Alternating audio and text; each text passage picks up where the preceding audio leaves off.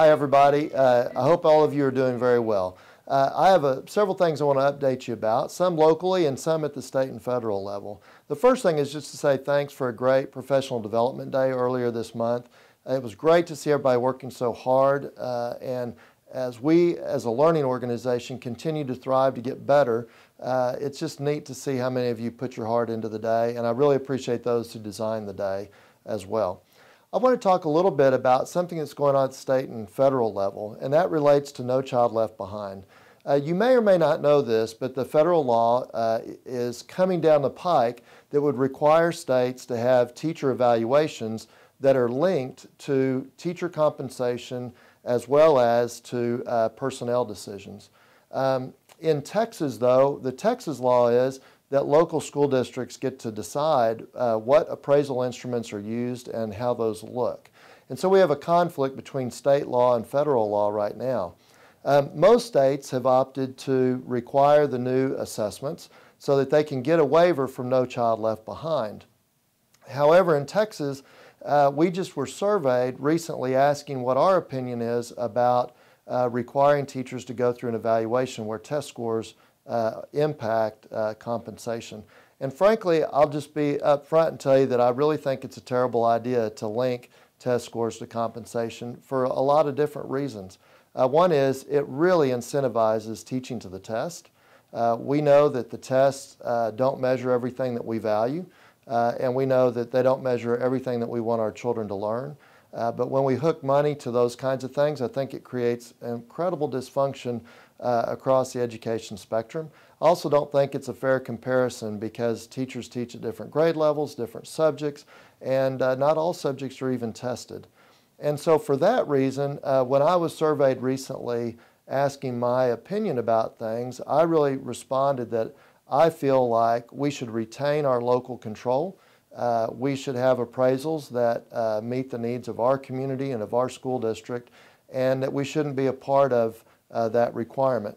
Now, it'll be interesting to see what happens down the pike, whether Texas makes a change in the law or they don't.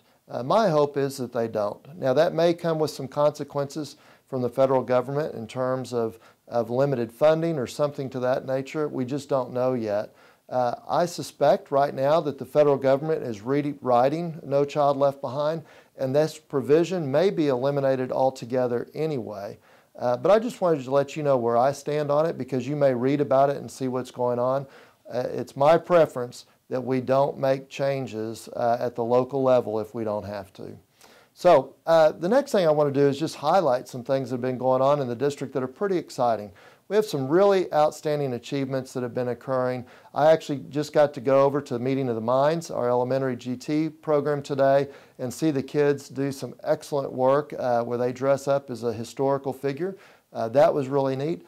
Our high school Science Bowl just qualified to go to nationals. That's a really big deal. And our junior school UIL team qualified to go to state, and our junior school Quiz Bowl qualified to go to nationals. That is pretty spectacular. I'm really proud of our sponsors as well as our students who have worked so hard to do that.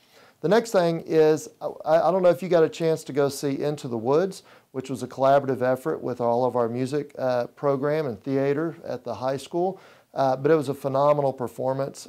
We have such talented students, and our directors worked so hard together, and the performance was pretty impressive, really almost professional in my opinion. So I was really proud of that.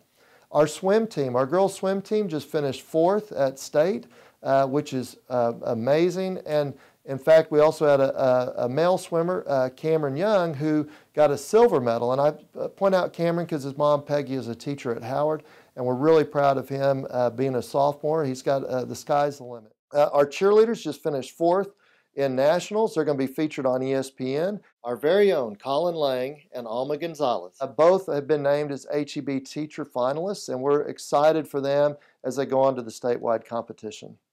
The last thing I'm going to leave you with today relates to something I'm really proud of our kids about relating to character, and that is the Erase the R Word campaign that went on at the high school.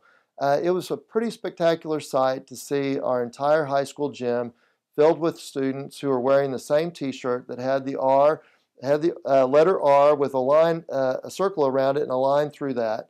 and how they honored special needs kids at the high school at the pep rally that they had, and how they took an oath to support children who have special needs and to be tolerant and inclusive.